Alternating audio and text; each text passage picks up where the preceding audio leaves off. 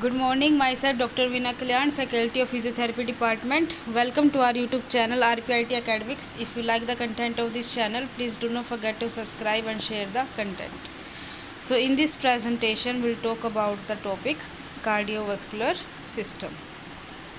So cardiovascular system is a transport system of the body through which nutrients are transported to the places where they can utilized, and metabolite, that is waste products, are conveyed to those places where they can remove from the body.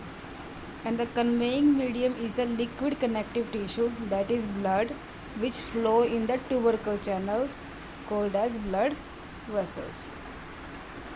And the circulation is maintained by central pumping organ called as heart. So next are the component of cardiovascular system. So cardiovascular system is a closed system of tubes made of the flowing part, that is heart and the blood vessels. And blood vessels includes of arteries, veins and capillaries.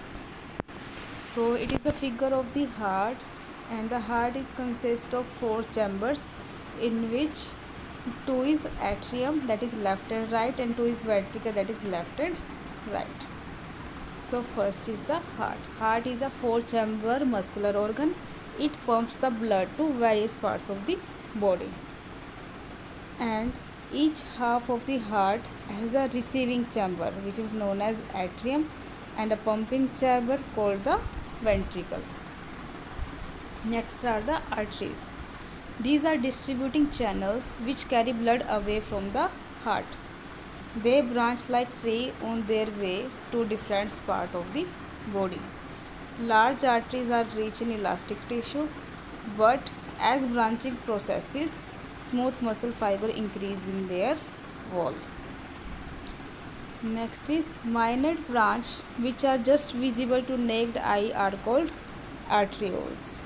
And the word angion comes from the Greek word which means a vessel, that is blood or lymph vessels. Its first derivatives are angiology, angiography, angioplasty, hemangioma, etc. Next are the veins. These are the blood vessels which act as a draining channels, that is they carry blood from different parts of the body back to the heart. So they act like rivers. So veins are formed by tributaries. Small veins, that is venules, join together to form large veins, which in turn unite to form a great veins called vena cava. Next are the capillaries. These are network of microscopic vessels which connect arterioles with the venules. The capillaries comes in close contact with the tissue for a free exchange of nutrients and metabolites across their wall between blood and tissue fluid. So is the figure of the artery. Red area is show the oxygenated blood which is transferred through the arteries. The blue area is represented the deoxygenated blood which is transferred with the help of the veins. And where the arteries and the veins meet, which is the capillary areas. And the metabolites are partially drained by capillaries and partially by lymphatics.